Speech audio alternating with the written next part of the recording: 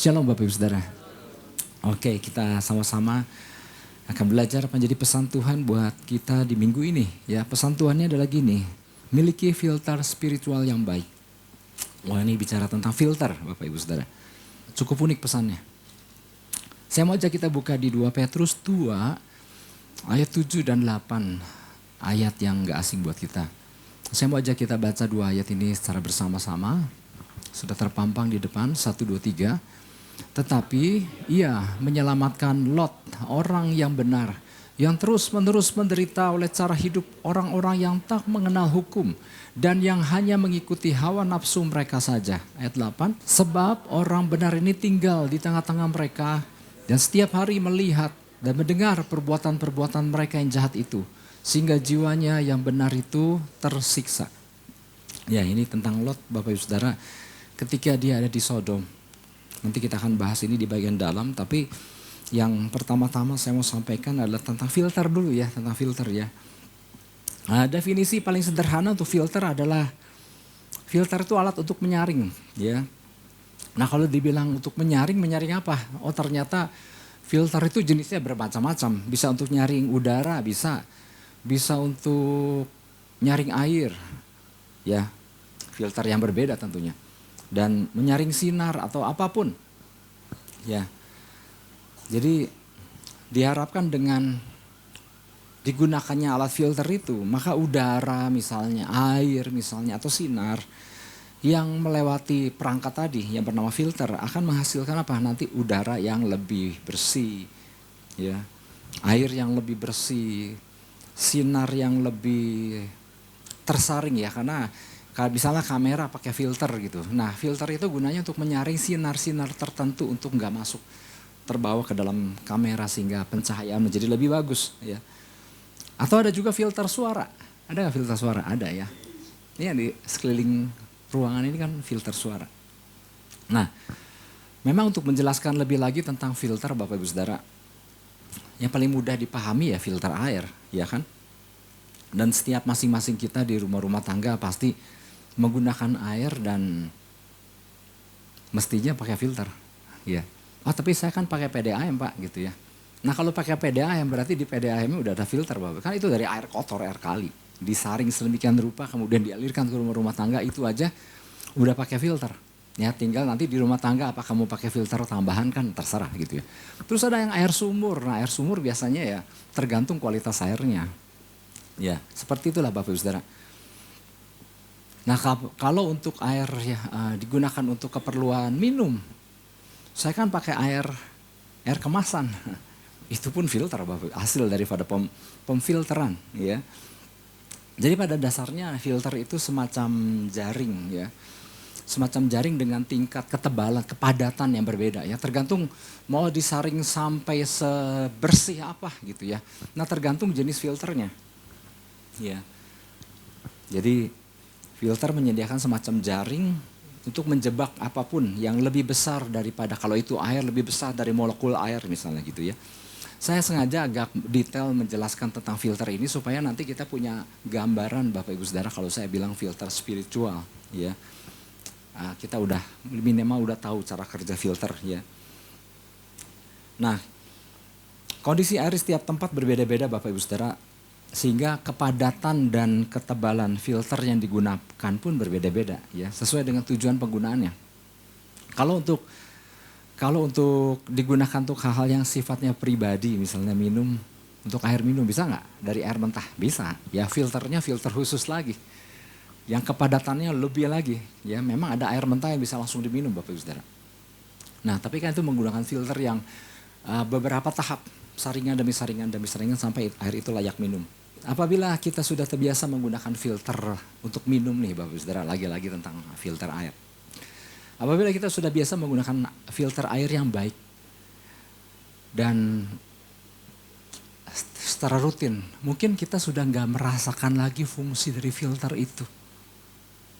Karena setiap hari kita udah menikmati air yang bersih tanpa kita berpikir lagi tentang filter kan. Kita minum aja teguk-teguk kan, karena memang yang keluar udah bersih.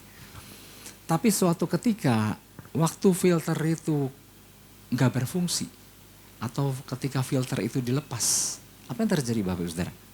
Mulai berasa nggak? Airnya kok jadi nggak enak? Ya, biasanya begitu. Akan terasa airnya kok jadi nggak enak. Ya, ada rasa-rasa yang lain. Ya, nggak ada manis-manisnya lagi gitu ya. Ternyata satu filter kecil bisa membuat perbedaan yang sangat besar. Ya, itu tadi bicara soal air. Sekarang berbicara tentang filter yang namanya spiritual filter. Filter spiritual. Ya. Kita hidup di dunia yang sudah tercemar, ya, udah segala macam, ya, di dunia yang sudah luar biasa tercemar, ya. Bahkan kalau kita mau membedah, ya, setiap aspek kehidupan sehari-hari di dunia secara umum, Bapak Ibu Saudara, kita akan mudah menemukan sesuatu yang tidak murni, yang palsu, yang ada di dunia. Ya, kita akan menemukan penyimpangan-penyimpangan, kita akan menemukan kejahatan-kejahatan, kesakitan-kesakitan dan sebagainya. Itu memang isinya dunia, Bapak Ibu Saudara. Nah, sebagai orang percaya, kita menghadapi tantangan untuk hidup di dunia, hidup di dalamnya tanpa menjadi bagian dari dunia itu. Maka penting gak filter spiritual itu? Penting, ya. Nah, ini yang jadi pesan Tuhan buat kita semua. Tuhan melalui pesannya ini menyampaikan agar umat Tuhan semakin, ada penekanan, semakin memperketat filter spiritualnya. Dunia yang kita tinggali terus memperlihatkan kebobrokannya. Bahkan Alkitab katakan dunia ini sedang menuju kepada kebinasaannya. Nah, gereja yang seharusnya menghadirkan kerajaan sorga di dunia kadang lupa akan posisinya. Ini secara umum ya. Kadang gereja lupa akan posisinya, sehingga gereja menghadirkan dunia, ya, ke dalam gereja. Nah, ini yang nggak boleh kan? Makanya penting nggak filter spiritual, penting ya. Jangan sampai gara-gara nggak ngerti, nggak punya filter, maka mestinya menghadirkan kerajaan surga di dunia, malah terbalik menghadirkan dunia ke dalam gereja. Ya, itu salah. Betul sih, memang ada gereja-gereja yang lupa akan posisinya, ya bisa aja, ya ada gereja seperti itu. Dulu saya pernah ceritakan, ada teman saya diundang melayani di sebuah gereja, Bapak Ibu Saudara. Waktu di dalam ibadah anak-anak muda. Kebetulan hamba Tuhan dia masih muda. Waktu diundang ke sebuah gereja dan pujian berlangsung kan gitu. Cuma dia bilang pujiannya kok gak pernah denger ya. Karena pujiannya dari Ariel Peter Pan, Bapak Ibu Saudara. Kok aneh, kok gak ada puji-pujian yang memuliakan Tuhan gitu ya. Nah, itulah yang dimaksud dibilang menghadirkan dunia ke dalam gereja. Ya. Ini kan gak beda jauh dengan sebetulnya gereja-gereja setan juga kan di situ ada orang yang beribadah di gereja setan, memuliakan setan, ya. Dia pakai pujiannya apa? Lagu-lagu dunia. Ya, buat orang yang dulu pernah terlibat di dalam gereja setan, dia bilang sama, ada urutannya juga, ada puji-pujiannya juga. Ya, puji-puji yang lain. Gitu. Termasuk hari-hari ini kan kepercayaan yang lain juga membentuk ibadahnya seperti kayak di dalam kekristenan. Oke. Jangan kita terburu-buru selalu berkata gereja harus gini-gini. Nah, kadang-kadang gini, kita harus juga mengecek diri pribadi sendiri-sendiri juga. Ya. Kadang tanpa disadari nih, kali kalau bicara pribadi, ya. Kadang pribadi orang percaya kadang-kadang gini. Cek apakah orang percaya tuh ada keras kepalanya, ya, bandelnya, bawa karep seenaknya sendiri, ya, di dalam bersikap, ketidaktekunannya, pembangkangannya terhadap aturan dan sebagainya. Sebetulnya penyebabnya kenapa tuh kalau ada yang seperti itu? Karena gini Bapak Ibu Saudara, karena tidak menggunakan filter spiritualnya dengan baik. Karena nilai-nilai yang tadi saya sebutkan itu kan bukan nilai-nilai di dalam Kristus. Itu kan nilai-nilainya dunia. Berarti bisa masuk karena apa? Tidak terfilter dengan baik. Ya. Sehingga nilai-nilai yang dianut dunia terserap masuk begitu saja tanpa ya disadari dan tanpa disadari. Nah, tadi berbicara tentang nilai-nilai yang dianut dunia. Belum lagi tentang berbagai rupa angin pengajaran. Ya. yang hari-hari ini begitu marak mewarnai iklim kekristenan, Bapak Ibu Saudara. Wow, banyak sekali aneh-aneh, ya. Apalagi hamba-hamba Tuhan yang tersingkir dan tidak mendapat tempat dan pengen terkenal nggak bisa. Nah, mulai bikin ajaran yang aneh-aneh supaya mendapat perhatian. Ini kadang-kadang ada yang penyebabnya kayak seperti itu, ya. Nah, kalau kita perhatikan nih, berbicara berbagai rupa angin pengajaran, dulu nih, zaman dulu, filter spiritualnya hanya berupa peringatan. Ingat ya, jangan baca buku ini, jangan baca buku itu, jangan baca karangan ini, jangan baca karangan itu kan. Dulu cuma begitu kan. Jangan baca tulisannya si ini gitu misalnya. Dulu kan peringatannya seperti itu. Nah, kalau di negara maju Bapak Ibu Saudara, itu yang namanya channel TV kan banyak sekali, ya. Dulu ingat saya ya, awal-awal mulai kuliah di situ, kalau lihat channel TV di sana Bapak Ibu Saudara, itu yang namanya channel Kristen tuh banyak sekali. Ya bukan disebut banyak sekali, tapi ada channel-channel Kristen yang 24 jam. Ya, yang kadang-kadang dulu juga saya kan memang belum di dalam Tuhan, tapi saya melihat ada satu channel kok terus minta persembahan 24 jam. Memberi, maka Tuhan akan membalaskan kepada saya. Ini minta melulu, yang ini bukan yang ini aneh-aneh lagi gitu. Nah, salah satu skandal terbesar yang pernah terjadi di Amerika adalah salah satu pembicara-pembicara tadi. Ya. Nah, sekarang makin rumit lagi Bapak Ibu Saudara. Melalui kecanggihan teknologi. Setiap pribadi siapapun. Yang nggak ngerti aja bisa googling langsung. Terus kemudian setiap pribadi tinggal pilih mau dengar khotbah yang mana. Mau dengar khotbah dari siapa. Ya. Tanpa tahu persis apa yang dikhotbahkan dan tanpa mengenal kehidupan si pengkhotbahnya. Masuk begitu saja. Nah, itulah sebabnya makanya kalau Tuhan kasih pesan buat kita, perketat ya filter spiritualmu. Artinya mungkin Tuhan melihat dalam kehidupan orang percaya, dalam kehidupan gereja secara umum atau orang-orang percaya, filternya kan mungkin ya ada yang mulai lost, siapa saja didengar, siapa saja dimasuki, apa saja dimasuki. Nah, oleh sebab itu Bapak Ibu Saudara, beberapa hal yang perlu kita pahami agar menjadi orang percaya memiliki filter spiritual yang baik. Nah, beberapa di antaranya, yang pertama, jadikan persekutuan intim dengan Tuhan sebagai gaya hidup pribadi. Ya, kalau bicara persekutuan intim sama Tuhan bukan cuman doa berlama-lama gitu, tapi ini ada firman Tuhan, persekutuan pribadi, apa yang menangkap apa yang menjadi kehendak Tuhan, itulah persekutuan pribadi. Dan itu adalah bagian daripada setiap anak-anak Tuhan punya persekutuan intim pribadi. Ya. Oke, 2 Petrus 2 ayat 7. Tetapi ia menyelamatkan Lot, orang yang benar, yang terus-menerus menderita oleh cara hidup orang-orang yang tak mengenal hukum dan yang hanya mengikuti hawa nafsu mereka saja. Kita mungkin hafal tentang kisah Lot ini ya. Alkitab mencatat bahwa Lot adalah orang benar. Ya, Alkitab mencatat Lot adalah orang benar. Artinya Lot adalah seorang pemercaya Tuhan. Ya, kalau zaman sekarang mungkin dikatakan Lot itu anak Tuhan. Ya. Dan kita udah tahu. Kita tahu kisahnya kenapa Lot bisa tinggal di sana, di Sodom. Sebuah kota yang terletak di lembah Yordan. Itu kan gara-gara, jadi Lot itu kan keponakannya Abraham. Jadi dia ikut Abraham dan dia ikut Abraham, ikut maju juga ya. Dia punya ternak yang banyak jumlahnya, punya para gembala ternak. Lot punya gembala ternak yang banyak, Abraham punya gembala ternak yang banyak. Dan akibatnya gembalanya Lot dengan gembalanya ternak Abraham kadang berselisih. Lebih baik ini, jangan sampai ada perkelahian antara aku dan engkau. Jangan sampai ada perkelahian antara gembalaku dengan gembalamu. Ya. Bukankah negeri ini terbuka untuk kita semua? Ya.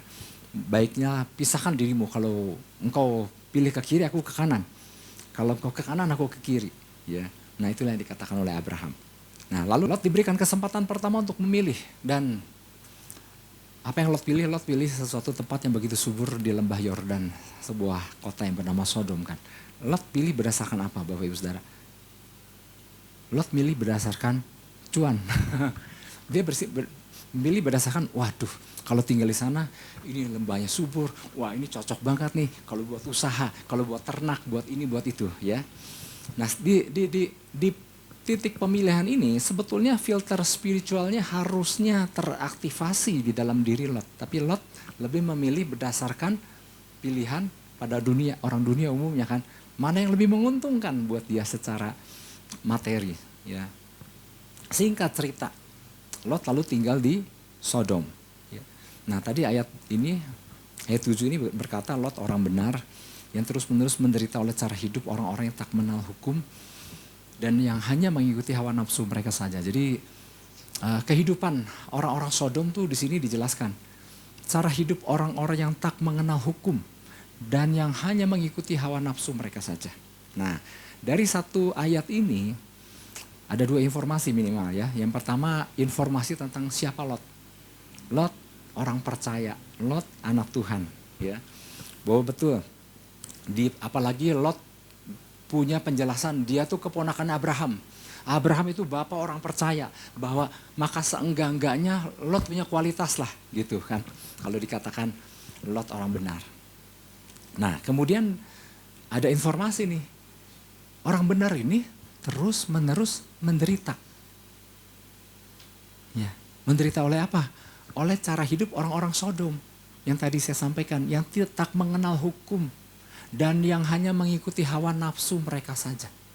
Sekilas kita cukup memaklumi apa yang dirasakan oleh Lot. Orang benar ditaruh di tempat yang gak benar gitu. Wah pasti menderita nih gitu ya. Sekelas kita akan memaklumi bahwa memang seperti itulah perbedaan hidup yang tadinya bersama-sama dengan Abraham. Abraham tuh langkah demi langkah perjalanannya kan bangun mesbah sama Tuhan, bangun mesbah, bangun hubungan sama Tuhan. Lalu pastinya suasana perjalanan Lot bersama Abraham itu pasti wow. Seenggak-enggaknya Abraham banyak cerita, banyak menanamkan nilai-nilai yang baik sama Lot, ya kan? Dan dibandingkan dengan kehidupan Lot di Sodom, pastilah beda, ya. Nah, kali ini ketika Lot hidup di Sodom, ya, maka kita akan berkata gini, pastilah Lot gak cocok. Dan makanya menderitakan dengan lihat cara hidup orang-orang Sodom, ya. Jadi kita mungkin berkesimpulan pastinya Lot tuh punya filter spiritual yang cukup baik sehingga tidak menyukai cara orang-orang hidup di sana. Ya. Sekilas seperti itu Bapak Ibu Saudara. Tapi kalau kita perhatikan dengan saksama, menderitanya Lot di sini, kata yang dipakai yang terus-terus menderita, kata yang dipakai adalah kataponeo. Kataponeo itu jadi satu ya, kataponeo. Menggunakan kata kataponeo, yang artinya Lot mengalami kelelahan atau kesusahan hati, di mana pertahanannya sudah hampir jebol karena desakan gaya hidup orang-orang Sodom. Jadi perkiraan yang pertama bahwa Lot itu menderita karena melihat gaya hidup orang Sodom yang beda sama dia. Enggak, ternyata gini, gaya hidup orang Sodom itu mulai menarik di mata Lot dan filter yang seada-adanya yang ia miliki dengan predikat orang benar hanya karena dia keponakan daripada Abraham mulai mau jebol. Kurang cukup kuat untuk menyaring cara gaya hidup orang-orang Sodom. Wow. Artinya filter yang selama ini Lot gunakan bukannya nggak ada, tapi filter yang lubangnya cukup besar. Tadi saya udah jelasin kan, tergantung kualitas air apa yang mau kita capai kan. Kalau hanya untuk misalnya Bapak Ibu Saudara, kalau kita punya air sumur dan kita gunakan hanya untuk nyiram rumput, maka kalaupun mau pakai filter, kita pakai filter yang mungkin filter kain aja. Yang penting mah kotoran tanah jangan ikut ke bawah, atau kotoran batu-batu itu jangan ikut ke bawah. Yang penting kan buat nyiram air kan. Jadi artinya gini, kalau cuma buat hal-hal yang umum, air itu pakai filter yang ya yang seadanya aja. Yang penting kan gak ke bawah batu-batu kerikil-kerikil itu. Tapi beda kalau air itu mau digunakan untuk mandi, Bapak Ibu Saudara. Maka filternya pun beda dengan filter buat hanya untuk kegunaan nyiram rumput. Namanya juga untuk mandi. Wah, jangan sampai ada kotoran, kuman atau apa, makanya pakai filter yang lebih ketat lagi. Tapi akan menjadi beda filternya kalau ternyata kegunaan air itu untuk digunakan minum. Maka ada filter yang lebih berlapis-lapis lagi. Dulu pernah terkenal ada saringan reverse osmosis ya Pak ya, reverse osmosis. Di mana filternya tuh betul-betul udah padat, kayak benda padat, di mana kayak nggak ada celah karena saking kepadatnya. Dan itu baru satu lapis, pindah ke lapis kedua, filter lapis 3, filter lapis 4. Makanya sampai nggak ada benda-benda, nggak ada kotoran, nggak ada kuman, nggak ada bakteri, nggak ada mineral-mineral yang berbahaya, sehingga air itu layak minum. Jadi tergantung kegunaannya buat apa. Nah makanya tadi saya pakai istilah ini. Bukannya Lot nggak punya filter, tapi filternya yang digunakan Lot lubangnya cukup besar. Sehingga ketika baru saja pindah di Sodom, penderitaan yang dia alami karena dia merasakan desakan untuk menjadi seperti orang Sodom kok besar sekali. Lot ternyata, kenapa penyebabnya?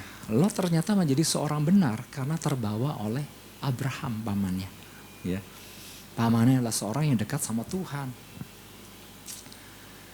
Jadi perjalanan bersama Abraham diwarnai dengan bangun mesbah demi bangun mesbah. Ya. Yang tadi saya bilang lingkungan perjalanannya itu sangat baik sekali. Ya.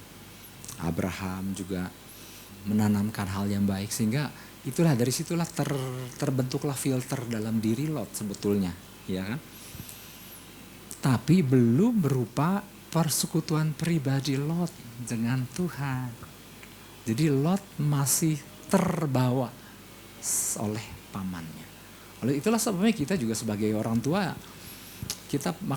kenapa kita perlu menanamkan kepada generasi-generasi selanjutnya untuk punya hubungan pribadi, bukan karena status orang tua. Bukan karena terbawa orang tua maka kamu harus ikut papa mama, kamu harus ikut, enggak, kamu harus ikut Tuhan. Yang setuju katakan amin. Kalau cuman kamu harus ikut papa mama ke gereja, ya udah ikut ke gereja. Tapi tidak punya keterhubungan sama Tuhan. Itulah sebabnya ketika dia terpisah dari Abraham dan masuk langsung ke dalam kehidupan Sodom, makanya dikatakan ia menderita karena filternya kurang cukup rapat. Ya. Makanya kalau status kekristenan seseorang masih terbawa atau karena menurun, bayi dari orang tua Kristen kan lahir itu bayi udah Kristen Bapak Ibu Saudara. Itulah sebabnya maka masing-masing pribadi harus punya persekutuan dengan Tuhan. Jadi jangan kita sampai punya status aku ikut Tuhan orang tuaku. Enggak, aku ikut Tuhanku, aku ikut Yesusku. Ya. Nah makanya ini yang membentuk Lot kurang punya filter yang cukup kuat untuk itu. Ya. Beda dengan Joshua. Joshua kan beda zaman ya. Joshua sama Musa. Beda dengan Joshua. Yang merasa gak cukup apabila kalau melihat Musa itu begitu dekat sama Tuhan. Puji Tuhan dengan itu, tapi buat Joshua. Emangnya Musa aja yang punya hubungan sama Tuhan. Aku juga ingin punya hubungan yang dekat sama Tuhan. Nah ini membuat Joshua pun mencari Tuhan. Karena dia melihat contoh Musa mencari Tuhan. Musa berbicara sama Tuhan. Joshua emangnya bisa bicara sama Tuhan Musa aja. Aku pun ingin. Emangnya bisa dengar suara Tuhan tuh Musa aja. Aku pun ingin mendengar suara Tuhan. Itulah sebabnya Joshua membangun keterhubungan. Persekutuan intim dengan Tuhan. Bukan cuma Musa aja. Itulah sebabnya kenapa waktu Tuhan memutuskan Musa untuk selesai di dalam bertugas sebagai pemimpin bangsa Israel. Tuhan gak kesulitan mencari penggantinya. Karena ada Joshua yang sudah teruji. Ada Joshua yang sudah terdidik. Tadi ayatnya Keluaran 33 ayat 11 ya. Dan Tuhan berbicara kepada Musa dengan berhadapan muka seperti seorang berbicara kepada temannya.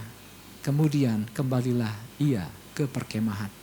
Tetapi abdinya Yosua bin Nun, seorang yang masih muda, tidaklah meninggalkan kemah itu. Wih, keren sekali. Musa aja, kata Musa, aku aja udah. Joshua belum, masih berlama-lama dengan Tuhan. Ini luar biasa Bapak Ibu. Makanya filter yang dibangun dalam kehidupan Musa, wow, mestinya filter yang sama kuatnya dengan yang dimiliki oleh Joshua. Makanya kita lihat nggak pernah macam-macam kan Joshua dan Musa. Oleh sebab itu yang pertama ya. Jadikan persekutuan intim dengan Tuhan sebagai gaya hidup pribadi. Yang kedua, jadikan standar kebenaran kita sama dengan standar kebenaran Tuhan. Jadi kebenaran ya inilah yang ada di Alkitab nih ya, dari Tuhan. Tapi gini, standar pemahamannya kita nih mesti sama dengan standar pemahamannya Tuhan. Jangan Tuhan bilang maksudnya begini, kita berpikir ayat ini ada maksudnya yang lain gitu. Menurut standar kita, ya kita mendowngrade standar yang sudah benar yang ditetapkan Tuhan. Nah, jangan sampai begitu. Ayatnya sama ya, 2 Petrus 2 ayat 7. Tentang Lot orang benar. Ya. Ternyata setelah Lot berpisah dari Abraham, barulah diketahui bahwa standar kebenaran Lot beda dengan standar kebenaran Tuhan. Ya kan? Kenapa beda? Kalau kita tempatkan, misalnya Lot anak muda zaman sekarang, dia memahami tentang WWJD, what would Jesus do? Ketika dia berhadapan dengan orang-orang Sodom yang memiliki cara hidup yang tidak mengenal hukum. Dan yang hanya mengikuti hawa nafsu mereka nih. Lot kan, waduh ini orang Sodom seperti ini ya. Ya asal kata Sodomi ya, Sodom. Ya waduh seperti begini. Nah kalau dia bingung harus melakukan apa, maka tempatkan Tuhan di dalam posisi Lot. Apa yang akan Tuhan lakukan? Otomatis kita tahu apa yang Tuhan akan lakukan. Tidak tergoda sama sekali dengan itu. Tapi Lot menderita.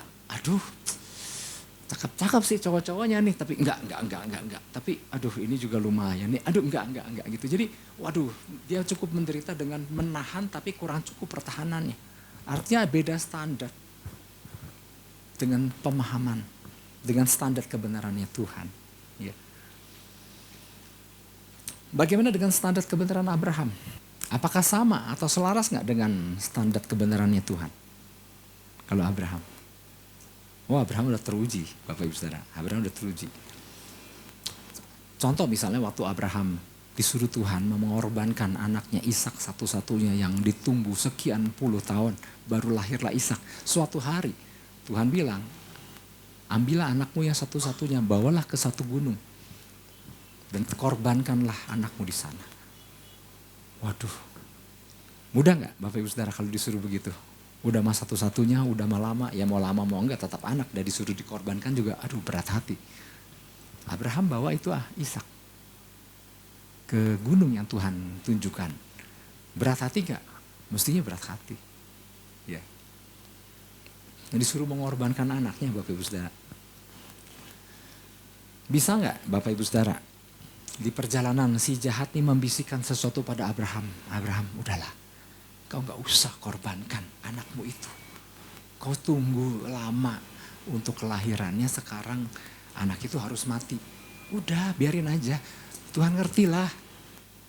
Dan kemudian Alkitab mencatat lalu Abraham berpikir untuk membatalkan saja. Apakah gitu? Enggak. Abraham, enggak aku. Karena Tuhan yang suruh. Maka aku bawa Ishak ini ke tempat yang Tuhan tetapkan untuk dikorbankan.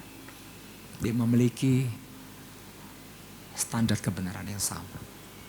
Dia menangkap maksud Tuhan tepat seperti itu. Tuhan menginginkan anaknya dikorbankan dan Abraham tangkap itu dan dia lakukan. Punya nilai yang sama. Meskipun kita tahu akhirnya Tuhan lagi uji.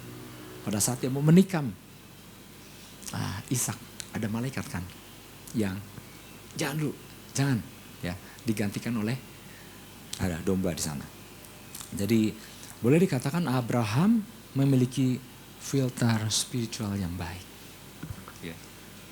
Karena di dalam Ibrani 11 dikatakan Abraham meskipun dia berpikir anaknya mati, tapi itu pun dia masih percaya bahwa Tuhan mampu membangkitkan anaknya mati itu. Wow, betapa satu pemahaman sama Tuhan. Ya, dia nangkep, enggak, ini maksud Tuhan dan dia lakukan tepat. Nah, salah satu cara memiliki standar kebenaran yang sama dengan standar Tuhan, yaitu dengan apa? Bukan sekedar dengan membaca. Betul kita perlu baca firman Tuhan, ya. Tapi juga jangan lupa dengan menghidupinya sesuai dengan apa yang Tuhan kehendaki. Saya waktu awal ikut Tuhan di sebuah gereja awal saya bergereja, waktu itu ada tamu tim dari Jakarta dan salah satu dari timnya tuh sempat disampaikan oleh si pengkhotbah. Jadi si pengkhotbah tuh bawa tim teman-temannya. Bahwa salah satu temannya adalah, nah perkenalkan Bapak ini. Bapak ini baca Alkitab udah puluhan kali. Nah dulu saya sebagai orang yang baru percaya, wow bisa puluhan kali. Orang saya juga baru mulai berapa lembar gitu ya. Kebayang tebalnya ini Alkitab sedia mau udah 20 lebih kali gitu. Dan diperkenalkan, wah gitu tepuk tangan.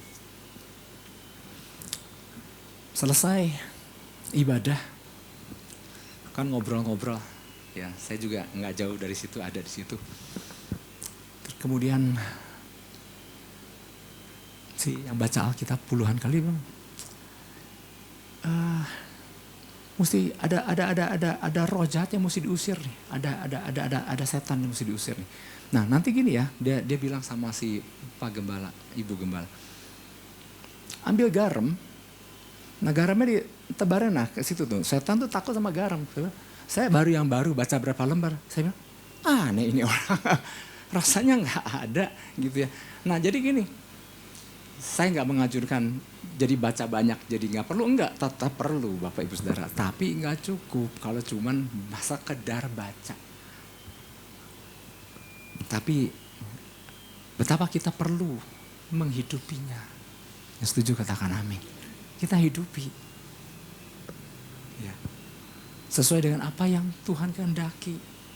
Bangun persekutuan dengan Dia, minta Roh Kudus. Kenapa? Makanya Roh Kudus itu penting. Dia akan mengingatkan kalau ada cara tangkap yang kurang tepat, dilempengi, diluruskan. Tapi firman perlu diisi ya. Jangan sampai akhirnya kita mengartikannya seperti pengertian diri kita sendiri. Satu kali berapa tahun yang lalu,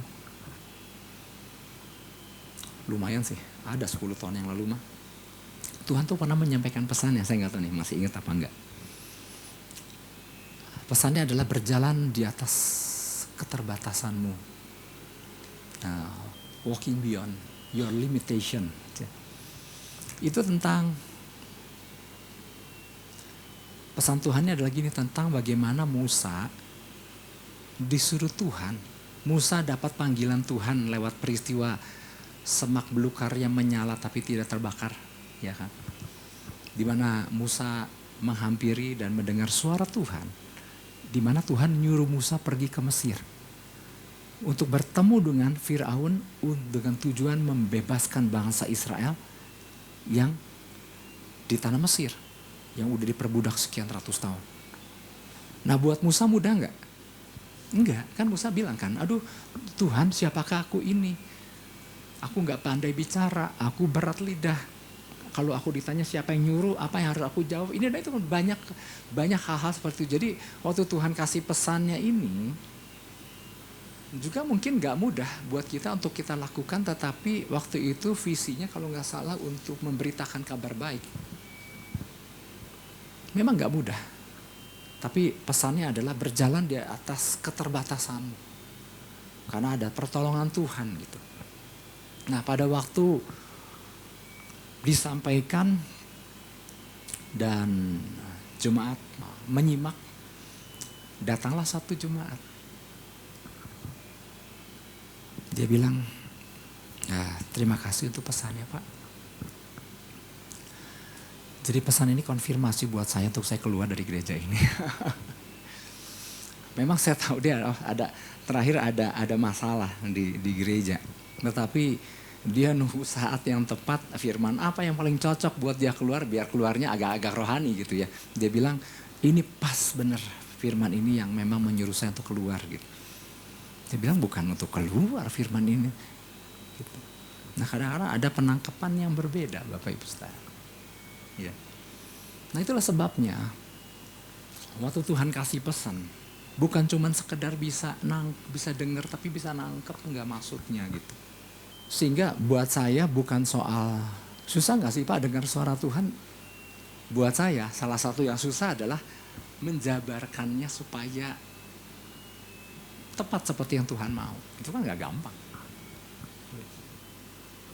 Kalau bisa dengar nggak bisa ngejabarkan kan sama aja.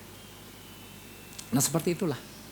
Setelah sekian lama kehidupan rohani kita dibangun Bapak Ibu Saudara. Tentunya otomatis harusnya ada filter yang menyaring dan berfungsi dengan semakin baik. Katakan amin. Iya dong. Iya. Sehingga gini, waktu ada sesuatu yang gak selaras dengan kebenaran, mestinya kerasa gak? Mestinya tahu.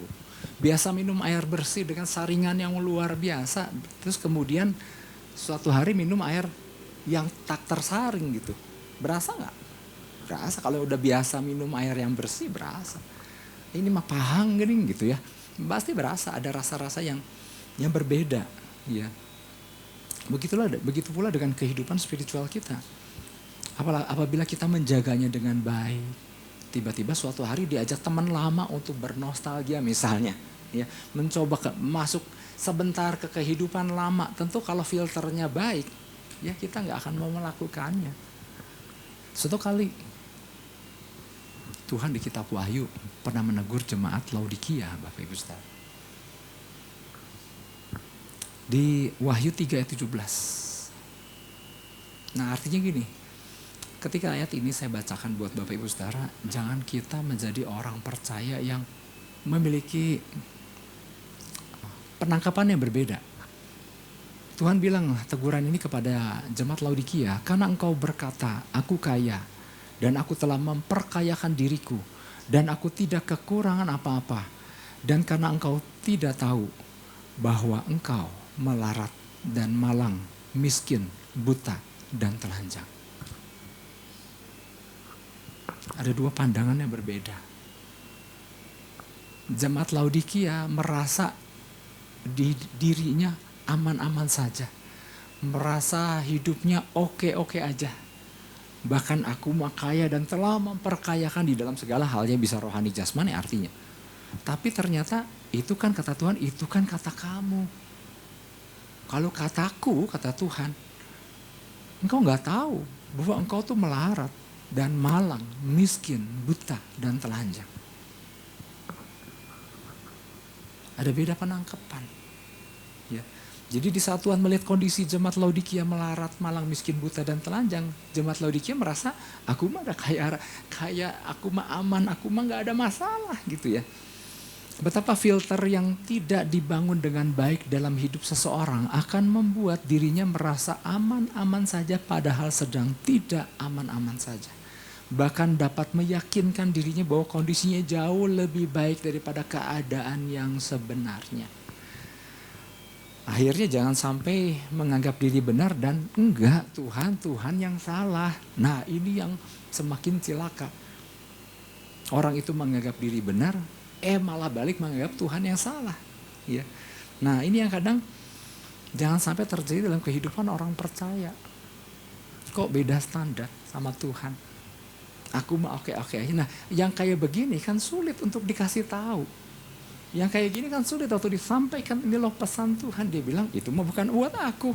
Aku mah oke-oke aja. Nah ini yang jadi masalah dalam kehidupan orang percaya adalah gak ngerasa. Pada saat mungkin orang komplain tentang dirinya tapi dia gak merasa dirinya bermasalah. Nah itu yang susah memang. Ya. Itulah sebabnya mari Bapak Ibu Saudara kita sama-sama terus selaraskan diri kita dengan Tuhan. Ya. Selaraskan cara pandang kita dengan cara pandang Tuhan, ya. Bangun terus persekutuan pribadi dengan Tuhan, ya artinya dalam satu paket termasuk firman-Nya hidupi, minta tuntunan Roh Kudus dan lain-lain supaya kita membangun satu filter yang baik, filter yang sehat. Ya, seperti yang pesan yang Tuhan sampaikan. Tingkatkan lebih lagi filter spiritualmu. Karena apa? Kita nggak tahu. Ada berbagai hal-hal yang akan membingungkan orang percaya di hari ke depan, kita nggak tahu. Kita nggak tahu pengajaran-pengajaran apa dan lain. Tapi yang pasti, mari terus bangun keterhubungan kita sama Tuhan. Yang mau katakan amin. Kita beri tepuk tangan buat Tuhan Yesus. Haleluya.